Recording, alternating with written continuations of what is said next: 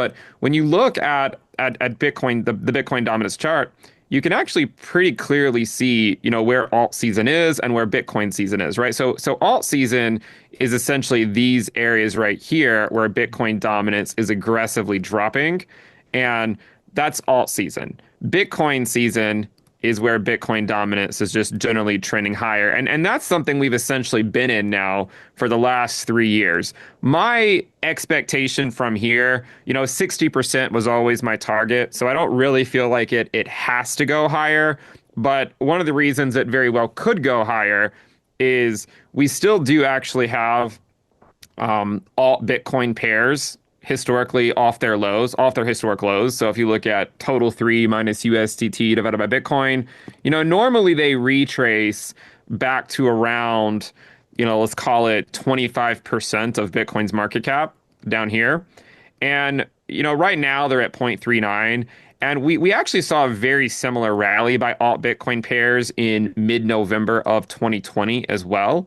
And so I'm sort of thinking right now that there's a chance that Bitcoin dominance has already topped because it did make it to 60%. But I do want people to be aware that we saw a very similar rally by alt Bitcoin pairs back over here in November of 2020.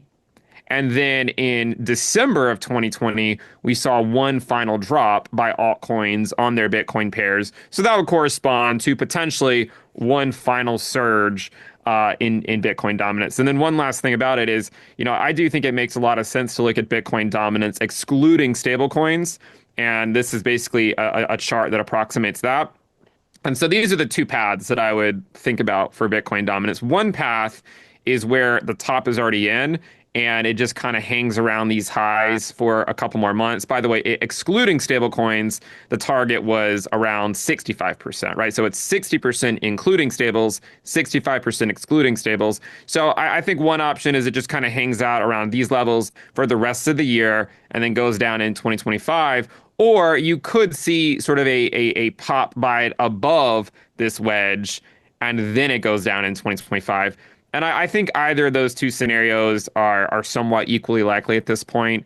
My base case is Bitcoin dominance stays relatively strong for until the end of the year, and then perhaps starts going down in 2025. Ron Neuner, founder of Crypto Banter, was also on the show about 2 weeks ago, and he explains why he is stockpiling cash right now, even though what's next for him is what he says is the most bullish 4 years ever for Bitcoin.